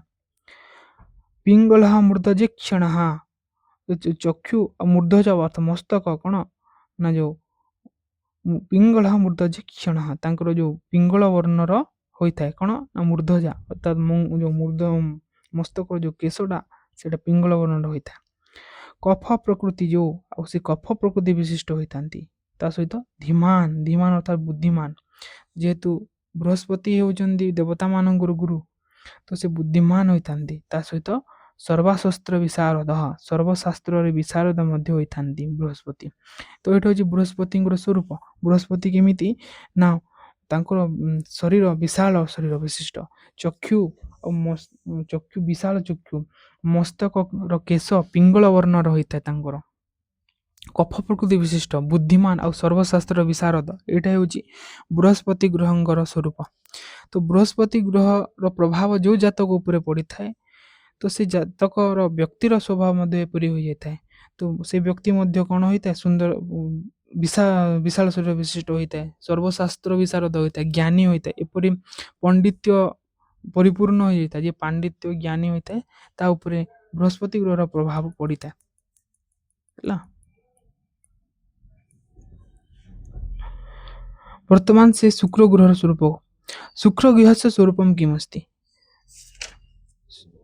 ଶୁକ୍ର ଗ୍ରହର ସ୍ୱରୂପ ହେଲା ସୁଖୀ କାନ୍ତ ବପୁଃ ଶ୍ରେଷ୍ଠଃ ସୁଲୋଚନ ଭୃଗୁଃ ସୁତଃ କାବ୍ୟକର୍ତ୍ତା କଫାଧିକ୍ୟା ମିଳାତ୍ମା ବକ୍ରମୂର୍ଧଜାଃ। ତ ଶୁକ୍ର ଗ୍ରହର ସ୍ୱରୂପ କ'ଣ କହିଲେ ନା ଭୃଗୁଃ ସୁତଃ, ଭୃଗୁଙ୍କର ସୁତ କି ନା ଶୁକ୍ର। ଶୁକ୍ର ଗ୍ରହର କେମିତି ଯାହା ଉପରେ ପ୍ରଭାବ ପଡ଼ିଥିବ ସୁଖୀ, ଶୁକ୍ର ଜାତକ ଦେଖିବାକୁ କ'ଣ ସୁଖୀ ଅଟେ। ତାପରେ କାନ୍ତ ବପୁଃ, କାନ୍ତ ବପୁ ଅର୍ଥାତ୍ ସୁନ୍ଦର ଶରୀର ଧାରୀ, ଆଉ ଶ୍ରେଷ୍ଠ ଶ୍ରେଷ୍ଠ ଅର୍ଥାତ୍ ପ୍ରଧାନ, ସୁଲୋଚନ ଭୃଗୁଃ ଲୋଚନ ଚକ୍ଷୁ, କେମିତି ଲୋଚନ ନା ସୁଲୋଚନ ସୁନ୍ଦର ଚକ୍ଷୁ ବିଶିଷ୍ଟ, ତା ଆଉ କାବ୍ୟକର୍ତ୍ତା କଫାଧିକ୍ୟ ମିଳାତ୍ମା, କଫ ବାତ ପ୍ରଭୃତି ତଥା ବକ୍ର ମୂର୍ଧଜ, ବକ୍ର ମୂର୍ଧଜ ଅର୍ଥାତ୍ ମୂର୍ଧଜ କେଶ, ମୁଣ୍ଡର ଯେଉଁ କେଶ ରହିଲା କୁଞ୍ଚିତ କେଶ ଯୁକ୍ତ ହୋଇଥାନ୍ତି, କୁଞ୍ଚୁ କୁଞ୍ଚିଆ କେଶ। ତ ଯେଉଁ ଜାତକ ଉପରେ ଶୁକ୍ର ଗ୍ରହଙ୍କର ପ୍ରଭାବ ପଡ଼ିଥାଏ ସେ ଜାତକର ଗ୍ରହର ଜାତକ କେମିତି ହୁଏ ନା ସୁଖୀ ହୋଇଥାଏ। ସେ କାନ୍ତ ବପୁ ସୁନ୍ଦର ଶରୀର ଧାରୀ, ସୁନ୍ଦର ଚକ୍ଷୁ ବିଶିଷ୍ଟ ହୋଇଥାଏ, କାବ୍ୟକର୍ତ୍ତା ହୋଇଥାଏ, ଯେହେତୁ ଶୁକ୍ର ଗ୍ରହ ହେଉଛନ୍ତି ରାକ୍ଷସ ମାନଙ୍କର ଗୁରୁ। ତ ସେ ଯେହେତୁ ଗୁରୁ ଗ୍ରହ ତ ସେ କାବ୍ୟକର୍ତ୍ତା ହୋଇଥାଏ ତଥା ବାତ ପିତ୍ତ ପ୍ରଭୃତି ହୋଇଥାଏ ଓ ତାହାର କେଶ କୁଞ୍ଚୁ କୁଞ୍ଚିଆ ହୋଇଥାଏ। ଏସବୁ ସ୍ୱଭାବ ଯାହା ପାଖରେ ଦେଖାଦିଏ ତ ଆମେ ନିଶ୍ଚିତ ଜାଣିବା ତା ଉପରେ ଶୁକ୍ର ଗ୍ରହର ପ୍ରଭାବ ପଡ଼ିଛି। ବର୍ତ୍ତମାନ ଦେଖିବା ଶନି ଗ୍ରହର ସ୍ୱରୂପ କ'ଣ ଅଛି। ଶନି ଗ୍ରହସ୍ୟ ସ୍ୱରୂପମ୍ କୃଷ ଦୀର୍ଘ ତନୁ ସୌରୀ, କୁଶ ଦୀର୍ଘ ତନୁ ସୌରୀ ପିଙ୍ଗ ଦୃଷ୍ଟା ୟାନିଲାତ୍ମକଃ ସ୍ଥୂଳଦନ୍ତୋ ଅଲସଃ ପଙ୍ଗୁ ଖର ରୋମ କରୋ ଦ୍ୱିଜଃ। ଏଇସବୁ ଯଦି ପ୍ରଭାବ ଯାହା ଉପରେ ପଡ଼ିବ ଶନିଙ୍କର ତାର ପ୍ରକୃତି ମଧ୍ୟ ସେ ପଡ଼ିବ କେମିତି ନା ସୌରୀ, ସୌରୀ ମାନେ କି ସୂର୍ଯ୍ୟଙ୍କର ଯେଉଁ ପୁତ୍ର ସୌରୀ ବା ଶନି ଗ୍ରହଙ୍କର ଶରୀର କେମିତି କୃଷ ଦୀର୍ଘ ତନୁ ପତଳା ଆଉ ଦୀର୍ଘ ହୋଇଥାଏ। ତ ଶନି ଗ୍ରହଙ୍କର କେମିତି ହୋଇଥାଏ ସ୍ୱରୂପ ନା ପତଳା ଓ ଦୀର୍ଘ। ତାପରେ କ'ଣ ହୋଇଥାଏ ନା ପିଙ୍ଗ ଦୃଷ୍ଟାୟ ନୀଳାତ୍ମକ, ତାଙ୍କ ଚକ୍ଷୁ ପିଙ୍ଗଳ ବର୍ଣ୍ଣର ହୋଇଥାଏ, ଆଉ ବଡ଼ ବଡ଼ ଦାନ୍ତ, ଆଉ ଅଲସ୍ୟ ପରାୟଣ, ପଙ୍ଗୁ ଆଉ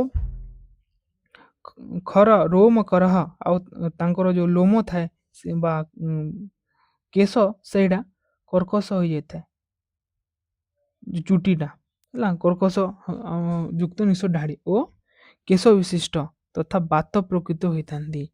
ତ ଶନି ଗ୍ରହର ପ୍ରଭାବ ଯେଉଁ ଜାତକ ଉପରେ ପଡ଼ିଥାଏ ତାର ସ୍ୱରୂପ କେମିତି ହୁଏ ନା ସେ ପତଳା ଦୀର୍ଘ ହୋଇଥିବ, ଚକ୍ଷୁ ପିଙ୍ଗଳ ବର୍ଣ୍ଣର ହୋଇଯାଇଥିବ, ବଡ଼ ବଡ଼ ଦାନ୍ତ ଥିବ, ସିଏ ଅଲସ୍ୟ ପୁରାଣ ହୋଇଥିବ, ସବୁ କର୍ମରେ ସେ ଅଳସୁଆ ହେଉଥିବ, ପଙ୍ଗୁ ହୋଇଯାଇଥିବ, ଆଉ ତାର ଯେଉଁ ଲୋମ ଯେଉଁ କେଶ ଦାଢ଼ି ରହିଲା ସେଇଟା କର୍କଶ ଯୁକ୍ତ ହୋଇଯାଇଥିବ, ଆଉ ବାତ ପ୍ରକୃତିର ହୋଇଥିବ।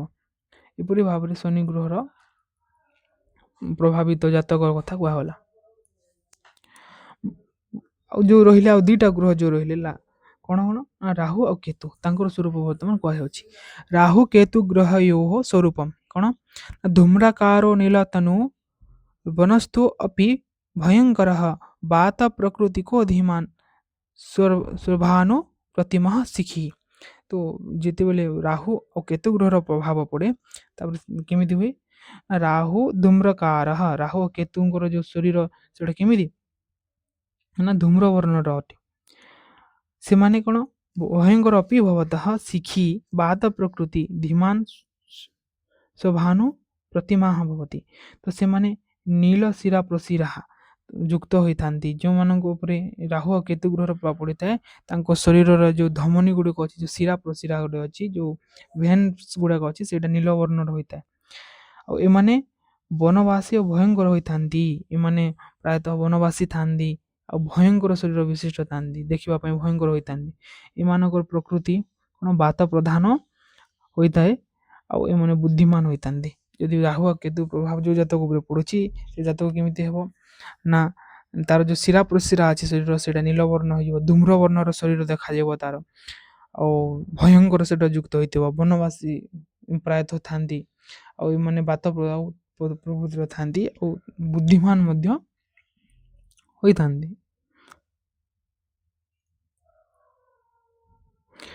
ବର୍ତ୍ତମାନ ଜାତକସ୍ୟ ସ୍ୱରୂପମ ପ୍ରକୃତିଶ୍ଚ, ଯେଉଁ ଜାତକ ରହିଲା ସେ ଜାତକ ମାନଙ୍କର ସ୍ୱରୂପ ଆଉ ପ୍ରକୃତି କ'ଣ ଅଛି ସେଇଟା ବର୍ଣ୍ଣନା ସେ କରୁଛନ୍ତି। ଅର୍ଥାତ୍ ଯେଉଁ ଗୁଣ ରହି କଥା କୁହାଯାଇଥିଲା ପୂର୍ବରେ କ'ଣ କ'ଣ ନା ସାତ୍ତ୍ୱିକ ଗୁଣ, ରାଜସିକ ଗୁଣ ଆଉ ତାମସିକ ଗୁଣ କଥା କୁହାଗଲା।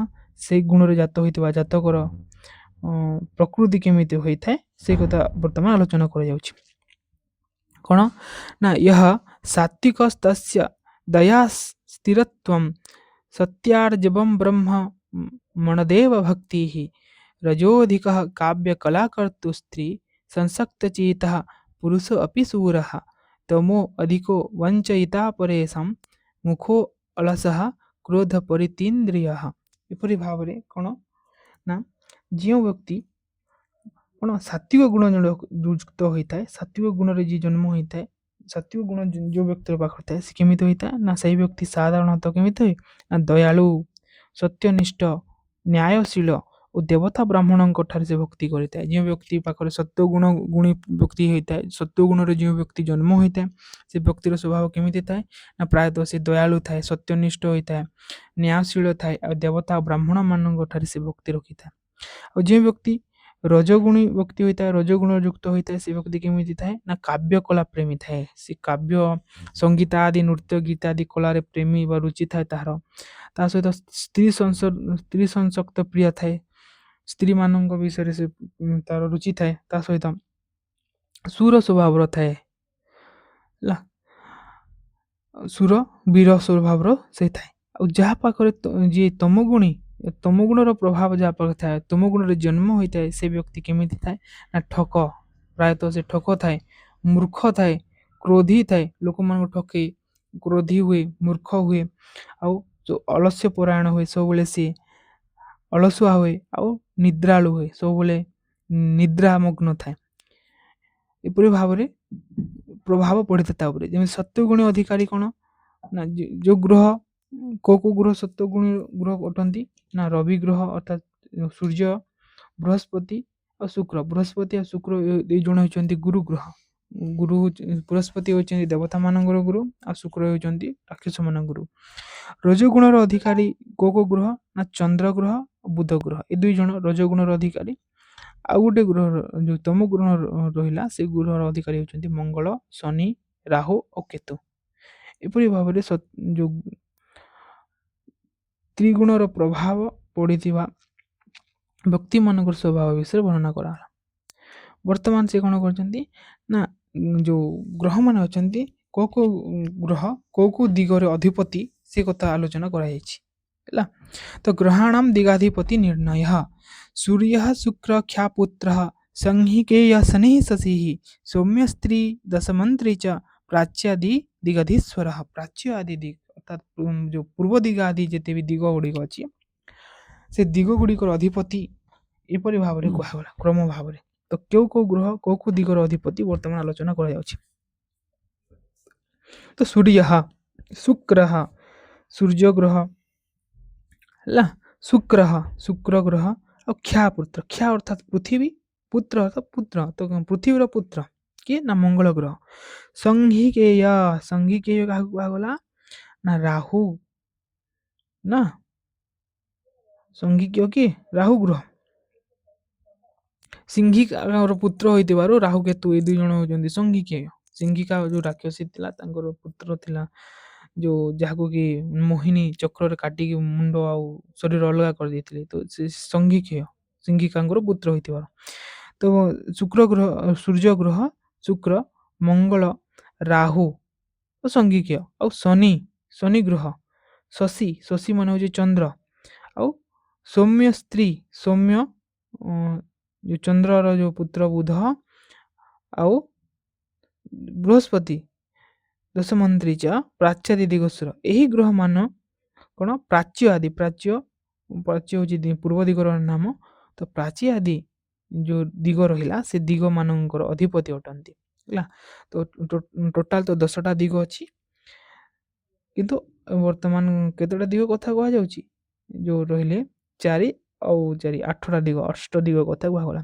ତ ପ୍ରାଚ୍ୟାଦି ଅର୍ଥାତ୍ ପୂର୍ବ ଦିଗ, ତାପରେ ଯୋଉ ପୂର୍ବ ଆଉ ଉତ୍ତର ଯୋଉ ରହିଲା ପୂର୍ବ ଆଉ କ'ଣ ଦକ୍ଷିଣ ଦିଗରେ ଯୋଉ ରହିଲା ଅଗ୍ନିକୋଣ, ଦକ୍ଷିଣ ତାପରେ ନୈಋତ, ପଶ୍ଚିମ ବାୟୁ କୋଣ, ଉତ୍ତର ଦିଗ, ଈଶାନ୍ୟ କୋଣ ଅଧିପତି ହୋଇଥାନ୍ତି ଏମାନେ କ୍ରମ ଭାବରେ। ତ ସୂର୍ଯ୍ୟ ପ୍ରଥମେ ରହିଲେ ସୂର୍ଯ୍ୟ ଗ୍ରହ। ସୂର୍ଯ୍ୟ କୋଉ ପଟେ? ନା ପୂର୍ବରେ ଅଧିପତି ହେଉଛନ୍ତି ସୂର୍ଯ୍ୟ ଗ୍ରହ। ଏଇଟାକୁ ଆମେ ଇଷ୍ଟ, ଏଇଟା ରହିଲା ୱେଷ୍ଟ, ଏଇଟା ହେଉଛି ନର୍ଥ ଆଉ ଏଇଟା ହେଉଛି ସାଉଥ। ତ ପୂର୍ବ ଦିଗର ଅଧିପତି ହେଲେ ସୂର୍ଯ୍ୟ। ତ ପୂର୍ବ ପରେ ଯୋଉ ଦିଗ ରହିଲା ଏଇଟା, ଯାହାକୁ ପୂର୍ବ ଆଉ ଦକ୍ଷିଣ ଦିଗର ଯୋଉ ମଝାମଝି ଅଂଶଟା ଅଗ୍ନି କୋଣର ଯୋଉ ଦେବତା ନା ହେଉଛନ୍ତି ଶୁକ୍ର ଗ୍ରହ। ସେମିତି ଅଗ୍ନି ପରେ ଯୋଉ ଦକ୍ଷିଣ ଦିଗ ଆସିଲା, ଦକ୍ଷିଣ ଦିଗ ଏମିତି ଆସିବ ନା, ଏମିତି କ୍ରମେଣ ଚ। ତ ଯେତେବେଳେ ଅଗ୍ନିକୋଣର ଦେବତା ହେଲେ ଅଧିପତି ଦେବତା ହେଲେ ଶୁକ୍ର ଗ୍ରହ, ସେମିତି ଅଗ୍ନି ପରେ ହେଲେ ଦକ୍ଷିଣ ଦିଗର ଅଧିପତି ଦେବତା ହେଉଛନ୍ତି ମଙ୍ଗଳ ଗ୍ରହ। ଦକ୍ଷିଣ ପରେ ଆସିଲା ଯୋଉ ପଶ୍ଚିମ ଆଉ ଦକ୍ଷିଣର ଯୋଉ ମଝାମଝି ଅଂଶ ନୈಋତ କୋଣ, ସେ ନୈଋତ କୋଣର ଦେବତା ହେଉଛନ୍ତି ରାହୁ। ତାପରେ ପଶ୍ଚିମର ଯୋଉ ଦିଗ ରହିଲା ସେ ଦିଗର ଅଧିପତି ହେଉଛନ୍ତି ଶନି। ଆଉ ଯୋଉ ବାୟୁ କୋଣ ରହିଲା ଉତ୍ତର ଓ ପଶ୍ଚିମର ଯୋଉ ମଝାମଝି ଅଂଶ ତାର ଦେବତା ହେଉଛନ୍ତି ଚନ୍ଦ୍ର। ଆଉ ଉତ୍ତର ଦିଗର ଦେବତା ହେଉଛନ୍ତି ଅଧିପତି ଗ୍ରହ ହେଉଛନ୍ତି ବୁଧ। ଆଉ ଈଶାନ୍ୟ କୋଣ ଯୋଉ ପୂର୍ବ ଆଉ ଉତ୍ତରର ମଝାମଝି ଅଂଶ ତାହାର ଅଧିପତି ଗ୍ରହ ହେଉଛନ୍ତି ବୃହସ୍ପତି ଗ୍ରହ। ଏପରି ଭାବରେ 8ଟି ଯୋଉ ଦିଗ ରହିଲା, ସେ 8ଟି ଦିଗରେ 8ଗୋଟି ଗ୍ରହର ଅଧିପତିତ୍ୱ କଥା ବର୍ତ୍ତମାନ ବର୍ଣ୍ଣନା କରିଦିଆଗଲା। କୋଉ ଦିଗର ଅଧିପତି କୋଉ ଗ୍ରହ। ବର୍ତ୍ତମାନ ସେ କ'ଣ କରୁଛନ୍ତି ନା ଗ୍ରହାଣ ପୁରୁଷ ଆଦି ନିରୂପଣ। ସେ ଯେତେ ବି ନବଗ୍ରହ ରହିଲେ 9ଗୋଟି ଗ୍ରହ, ସେ 9ଗୋଟି ଗ୍ରହ ମଧ୍ୟରୁ କୋଉ ଗ୍ରହ ପୁରୁଷ ଗ୍ରହ ଅଟନ୍ତି ଆଉ କୋଉ ଗ୍ରହ ସ୍ତ୍ରୀ ଗ୍ରହ ଅଟନ୍ତି ଆଉ କୋଉ ଗ୍ରହ କ୍ଳୀବ ଗ୍ରହ ଅଟନ୍ତି, ସେ କଥା ବର୍ତ୍ତମାନ ସେ ଆଲୋଚନା କରୁଛନ୍ତି। ତ ଆମେ ଦେଖିବା କ'ଣ କୋଉ ଗ୍ରହ କୋଉ ତ କ'ଣ ଗ୍ରହାଣ ପୁରୁଷାଦି ନିରୂପଣ କ'ଣ ନା ଭୌମାର୍କ ଜୀବା ପୁରୁଷାଃ କ୍ଳୀବୋ ଚନ୍ଦ୍ର ଜଭାନୁଜౌ ସଖ୍ୟୋ ଭାର୍ଗବ ଚନ୍ଦ୍ର ଦୌ ତତ୍ ପ୍ରତିତ୍ୱାତ୍ ତଥୋच्यते। ତ ଭୌମାର୍କः जीवः पुरुषाः क्लीबौ ଚନ୍ଦ୍ରଜ ଭାନୁଜౌ ଚନ୍ଦ୍ରଙ୍କର ଠାରୁ ଜାତ ଭାନୁଜౌ ସଖ୍ୟୌ ଭାର୍ଗବ ଚନ୍ଦ୍ରୌ ଦବୌ ତତ୍ ପ୍ରତିତ୍ୱାତ୍ ତଥୋच्यते। ତ କ'ଣ ନା ଭୌମାର୍କ ଯୋଉ ଭୌମ ରହିଲେ ଭୂମିପୁତ୍ର ଯୋଉ ମଙ୍ଗଳ ଗ୍ରହ, ଅର୍କ ଅର୍ଥାତ୍ ସୂର୍ଯ୍ୟ ଆଉ ପୁରୁଷାଃ ଏଇ ଯୋଉ ରହିଲେ 2 ଜଣ, ଏଇ ଜଣ ହେଉଛନ୍ତି ପୁରୁଷ, ତା ସହିତ ବୃହସ୍ପତି ଅର୍ଥାତ୍ ଜୀବ ବୃହସ୍ପତି। ତ ମଙ୍ଗଳ ଗ୍ରହ, ସୂର୍ଯ୍ୟ ଗ୍ରହ ଆଉ ବୃହସ୍ପତି ଗ୍ରହ ଏଇ ହେଉଛନ୍ତି ପୁରୁଷ କାରକ ଗ୍ରହ ଅଟନ୍ତି ଏମାନେ, ଏଇ 3 ଜଣ। ଆଉ କ'ଣ ନା ଚନ୍ଦ୍ରର ପୁତ୍ର ଚନ୍ଦ୍ରଜ ଚନ୍ଦ୍ରଠାରୁ ଯିଏ ଜାତ ହୋଇଛନ୍ତି ବୁଧ। ତ ବୁଧ ଗ୍ରହ ହେଉଛନ୍ତି ଚନ୍ଦ୍ର ଗ୍ରହର ପୁତ୍ର।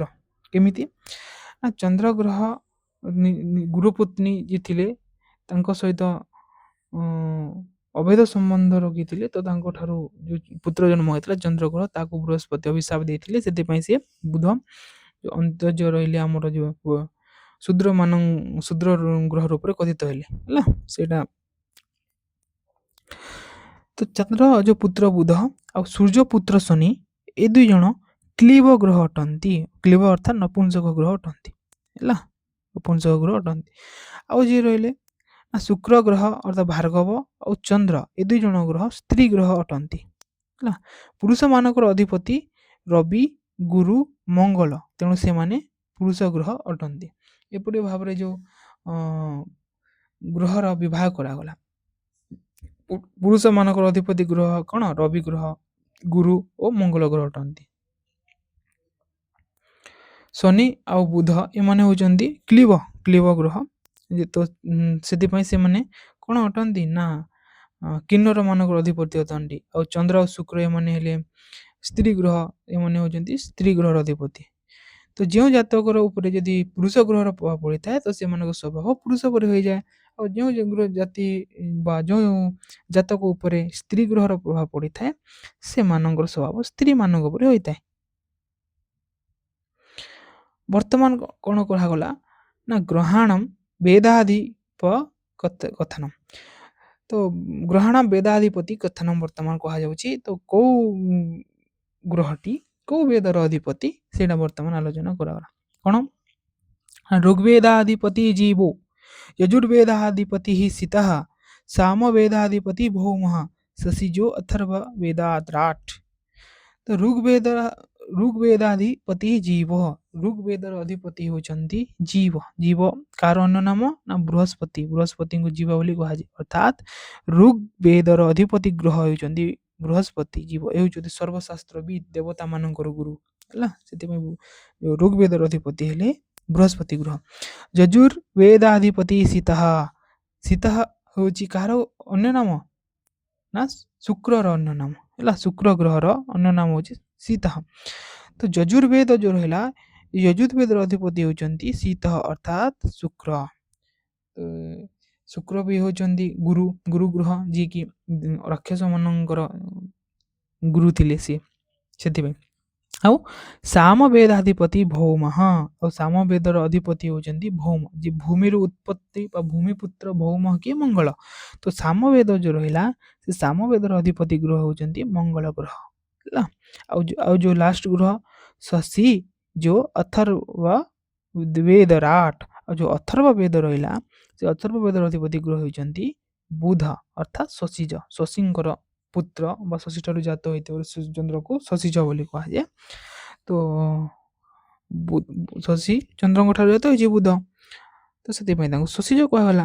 ତ ବେଦ ଯେଉଁ ଅଥର୍ବ ବେଦ ରହିଲା ସେ ଅଥର୍ବ ବେଦର ଅଧିପତି ଗ୍ରହ ହେଉଛନ୍ତି ବୁଧ ଗ୍ରହ।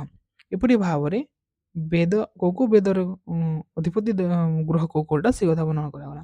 ଋଗ୍ବେଦର ବୃହସ୍ପତି, ଯଜୁର୍ବେଦର ଶୁକ୍ର, ସାମବେଦର ମଙ୍ଗଳ ଆଉ ଅଥର୍ବ ବେଦର ହେଲେ ବୁଧ।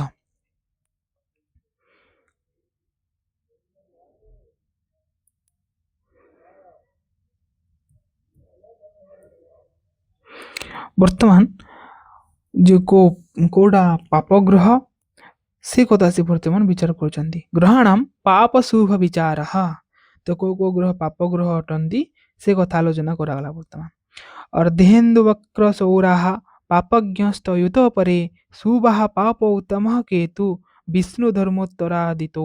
ତ ବିଷ୍ଣୁ ଧର୍ମୋତ୍ତରଙ୍କ ମତରେ, ବିଷ୍ଣୁ ଧର୍ମୋତ୍ତର ବୋଲି ଯେଉଁ ମତ ଦେଉଛନ୍ତି ସେ କ'ଣ ମତ ଦେଲେ ନା ଅର୍ଦ୍ଧେନ ଊନଃ ଇନ୍ଦୁଃ, ଅର୍ଦ୍ଧ ଊନ ଇନ୍ଦୁ ଅର୍ଥାତ୍ ଇନ୍ଦୁ ମାନେ ଚନ୍ଦ୍ର ଯେତେବେଳେ ଅଧା ହେଇଯାଇଥାଏ ଅର୍ଥାତ୍ 15 ଦିନ କୃଷ୍ଣ ପକ୍ଷ ହେଲା।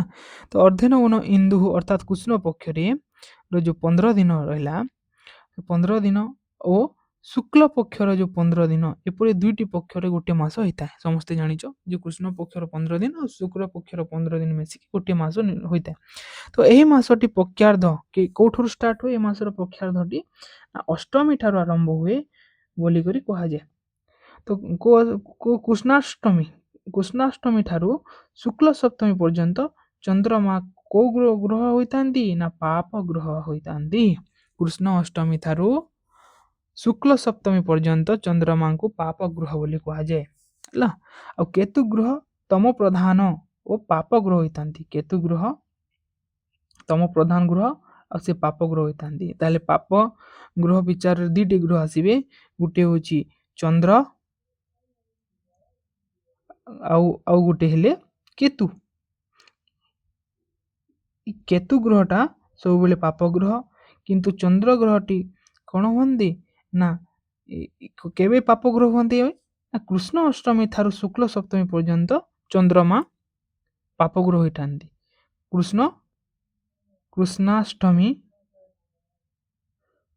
ରୁ କେତେ ନା ଶୁକ୍ଳ ସପ୍ତମୀ, ଶୁକ୍ଳ ଯେଉଁ ସପ୍ତମୀ ରହିଲା, ଏ ଶୁକ୍ଳ ସପ୍ତମୀ ପର୍ଯ୍ୟନ୍ତ ଚନ୍ଦ୍ରମା ପାପ ଗ୍ରହ ହୋଇଥାନ୍ତି, କିନ୍ତୁ କେତୁ ସବୁବେଳେ ପାପ ଗ୍ରହ ହୋଇଥାଏ। ଏପରି ଭାବରେ ପାପ ଗ୍ରହ କଥା ବର୍ଣ୍ଣନା କରାଗଲା।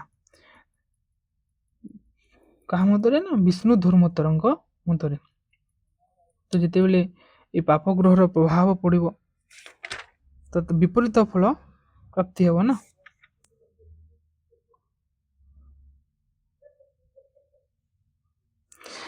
ହେଲା, ତ ପାପ ତମଃ, ରାହୁ ଗ୍ରହ ତମ ଗ୍ରହ ଅଟେ, ଛାୟା ଗ୍ରହ ଅଟେ, ପାପୀ ଗ୍ରହ ଅଟେ। ହେଲା, ଦୁଇଟା ଜାଣିଯାଅ ଯେ ଚନ୍ଦ୍ର ଆଉ ରାହୁ ଏ ଦୁଇ ଜଣ ପାପ ଗ୍ରହ ବା ପାପ ଫଳ ଦେଇଥାନ୍ତି। ଆଉ ଯେଉଁ ରହିଲା ଶୁକ୍ର ଆଉ ଗୁରୁ ଗ୍ରହ ଯେଉଁଟା ରହୁଛନ୍ତି, ଗୁରୁ ବୃହସ୍ପତି ଆଉ ଶୁକ୍ର, ଏମାନେ ସବୁବେଳେ ଶୁଭ ଫଳ ପ୍ରଦାନ କରନ୍ତି। ଏମାନେ ହେଉଛନ୍ତି ସବୁବେଳେ ଶୁଭ ଗ୍ରହ। ହେଲା, ସର୍ବଦା ଶୁଭ ଗ୍ରହ ଅଟନ୍ତି ଏମାନେ ପାପ ଗ୍ରହ କେବେ ବି ନୁହନ୍ତି। ତ ବର୍ତ୍ତମାନ ପୁଣି କ'ଣ କୁହାଯାଉଛି ନା ଗ୍ରହାଣାମ କ୍ଷେତ୍ର ନିର୍ଣ୍ଣୟ, ଅର୍ଥାତ୍ ଗ୍ରହମାନଙ୍କର କ୍ଷେତ୍ର ନିର୍ଣ୍ଣୟ ବର୍ତ୍ତମାନ କରାଯାଉଛି। କେଉଁ ଗ୍ରହ ବା କେଉଁ ରାଶିର ଅଧିପତି, ହେଲା, ସେ ବର୍ତ୍ତମାନ ତାହା ନିର୍ଣ୍ଣୟ କରାଯାଉଛି। କ'ଣ ନା କୁଜ ଶୁକ୍ର ବୁଧେନ୍ଦ୍ରୁବକ୍ ସୌମ୍ୟ ଶୁକ୍ର ବନୀଶ୍ୱରା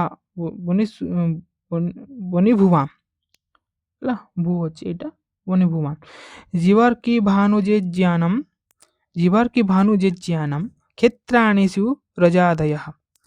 तो कौन ना कुज शुक्र बुधेन्द्रुक सौम्य शुक्र बनिभुवाम, शुक्र अवनिभुवाम बा बनिभुवाम, जीवार की भानुजे ज्ञानम क्षेत्राणिषु रजादयः। तो की ना कुज शुक्र बुध इंद्रु अर्क सौम्य शुक्र अवनिभुवाम, जीव अर्क भानु इज्जानम क्षेत्राणि अजादयः स्युः। अर्थात जो रहिले कौन कुज, कुज कि क्या कुज कहगला मंगल, कुज ग्रह, शुक्र ग्रह, बुध, चंद्र ग्रह, सूर्य ना सौम्य, सौम्य ग्रह क्या कहुच्छी, सौम्य ग्रह क्या कहगला बुध को, है आ गोटे शुक्र, मंगल ग्रह अवनिभुव भृंग व मंगल, बृहस्पति गुरु ग्रह, शनि ग्रह अर्की आ गुरु ग्रह इंजाना, ये मैंने मेष प्रभृति क्रमशः राशि अधिपति अटंती। मेष ठारू जो बाकी जो द्वादश राशि रहा ये क्रम हिसाब से तार अधिपति ग्रह अटंती। जमी प्रथम राशि कौन ना मेष राशि, मेष राशि अधिपति ग्रह होती मंगल ग्रह, है। वृष राशि अधिपति ग्रह है शुक्र, मिथुन राशि अधिपति है बुध, कर्कट रहे चंद्र, सिंह रहे रवि, कन्यार अधिपति ग्रह बुध, तुलार अधिपति ग्रह होती शुक्र, बिछार अधिपति ग्रह मंगल, धनुर अधिपति ग्रह बृहस्पति, मकर अधिपति ग्रह शनि, कुंभर शनि और मीनर बृहस्पति। सेमती भाव में कौ राशि अधिपति ग्रह किए किए वर्णना कराई। मंगल ग्रह कौ राशि अधिपति ग्रह होती ना मेष राशि भी आ बिछा राशि, ये दुईटी राशि अधिपति ग्रह होती मंगल। शुक्र ग्रह कौ राशि ना वृष राशि और तुला राशि, ये दुईटी राशि अधिपति ग्रह होती शुक्र ग्रह। बुध ग्रह मिथुन राशि अधिपति अटंती और कन्या राशि अधिपति अटंती।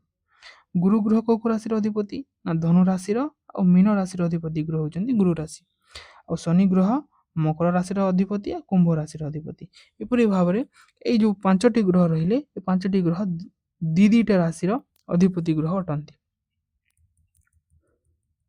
बुझेला?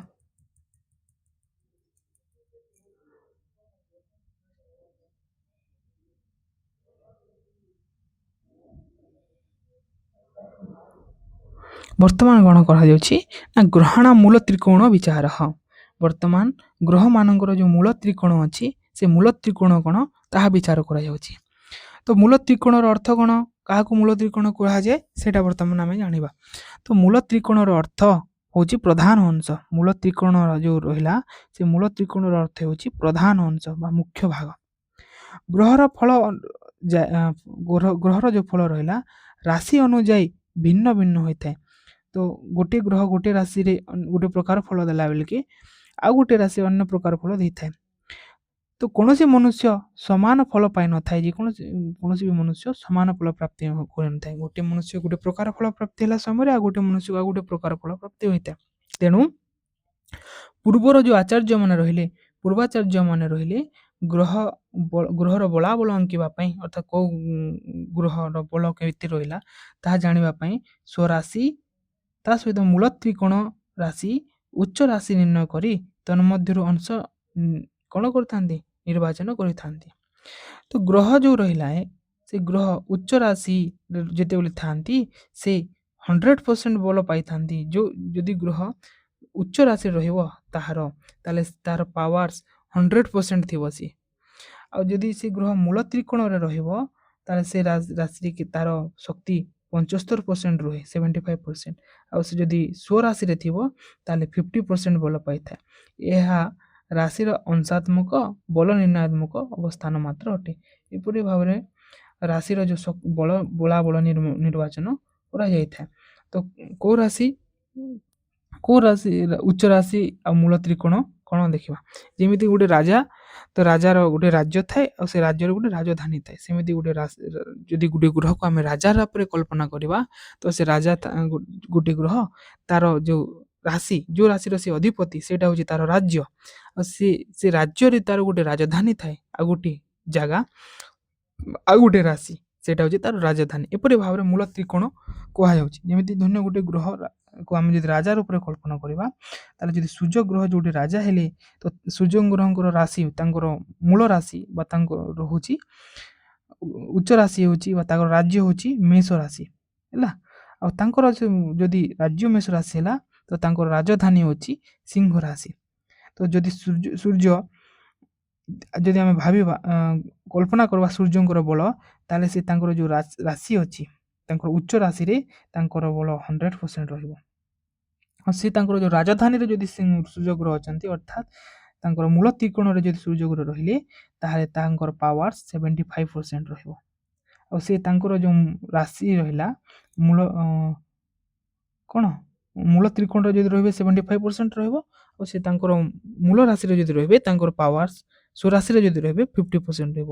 ଏପରି ଭାବରେ କ'ଣ ଅଛି ନା ମୂଳ ତ୍ରିକୋଣ ବିଚାର କରାଯାଇଛି ସମସ୍ତ ରାଶିର। ଯେମିତି ଚନ୍ଦ୍ର ରାଶିର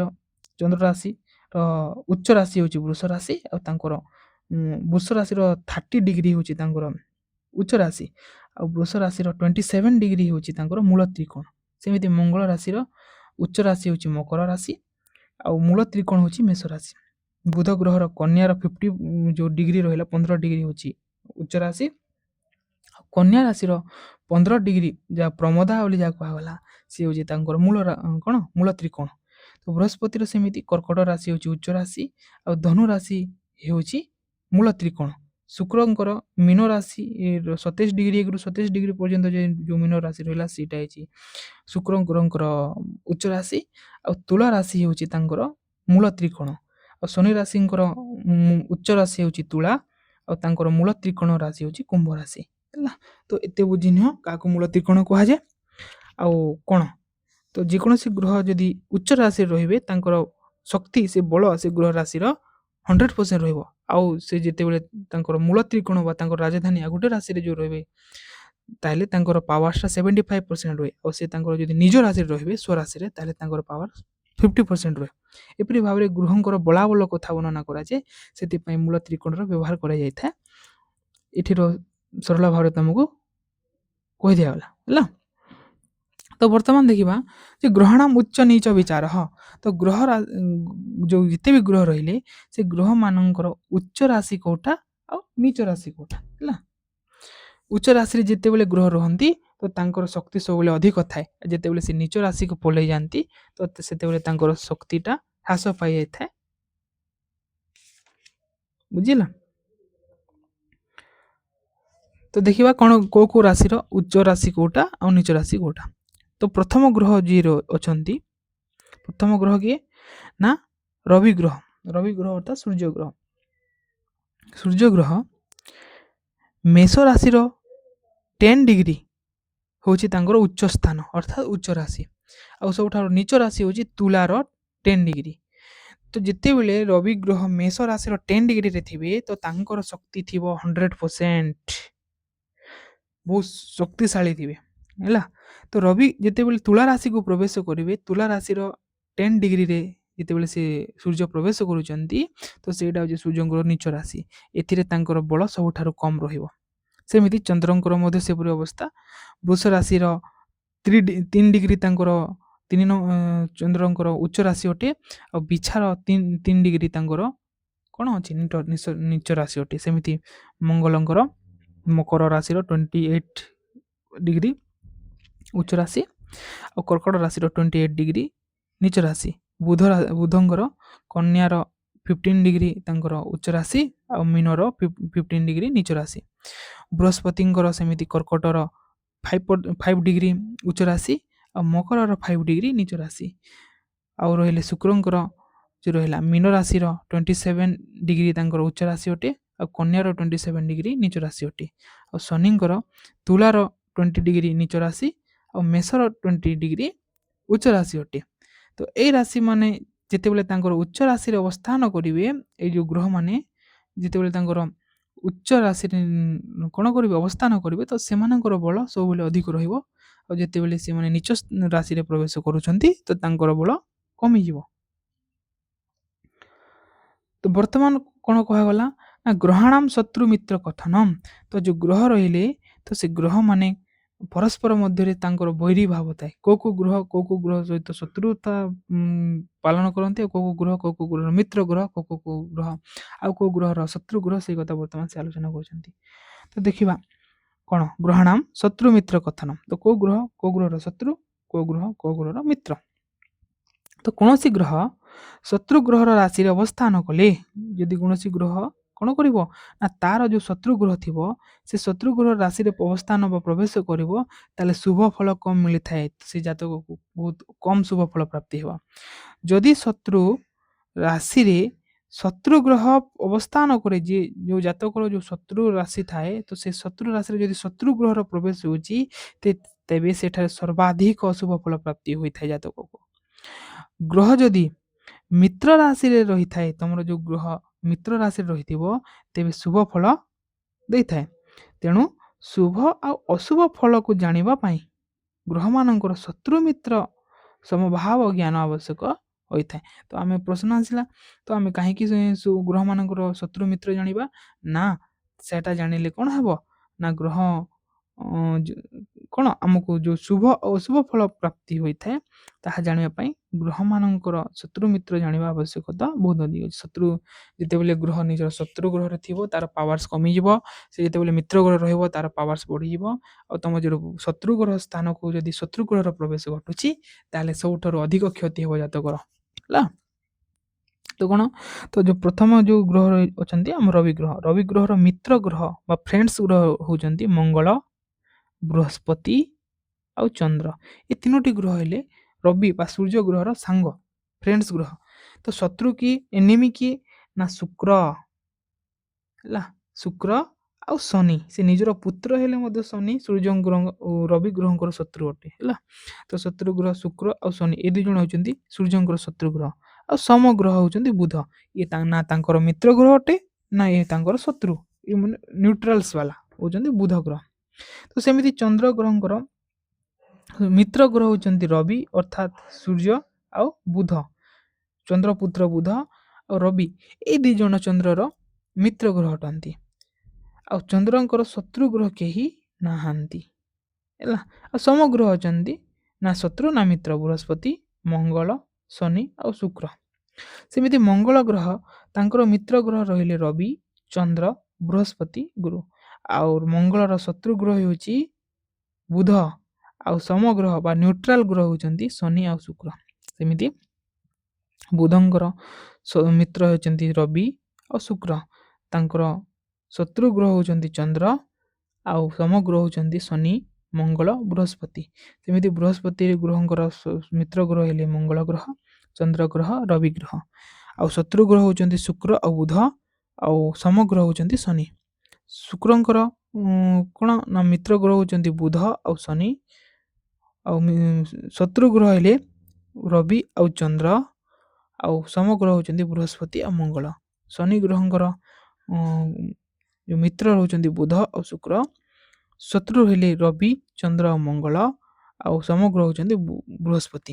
ଏପରି ଭାବରେ ଗ୍ରହମାନଙ୍କର ଶତ୍ରୁ ମିତ୍ର କଥନ କରାଗଲା। ଯେଉଁ ଗ୍ରହର ଯେଉଁ ଗ୍ରହ ଯଦି ଶତ୍ରୁ ଗ୍ରହରେ ପ୍ରବେଶ, ଶତ୍ରୁ ଗ୍ରହ ଯଦି ତୁମ ଜାତକରେ ପ୍ରବେଶ କରୁଛି ଯେଉଁ ଗ୍ରହର ଶତ୍ରୁ ଗ୍ରହରେ, ତାହେଲେ ତାର ଅମଙ୍ଗଳ ହେବ, ଅମଙ୍ଗଳ ଘଟିଥାଏ। ମିତ୍ର ଗ୍ରହ ଯଦି ପ୍ରବେଶ କଲେ ତାହେଲେ ମଙ୍ଗଳ ଘଟିଥାଏ। ସମଗ୍ରହ ସମାନ ଏଭରେଜ ଫଳ ପ୍ରଦାନ କରନ୍ତି, ଅଶୁଭ ଫଳ ବି ପ୍ରଦାନ କରନ୍ତି, ଶୁଭ ଫଳ ପ୍ରଦାନ, ସେଥିପାଇଁ ଏମାନଙ୍କୁ ସମଗ୍ରହ କାଟେଗୋରୀରେ ରଖା ଦିଆଯାଇଛି।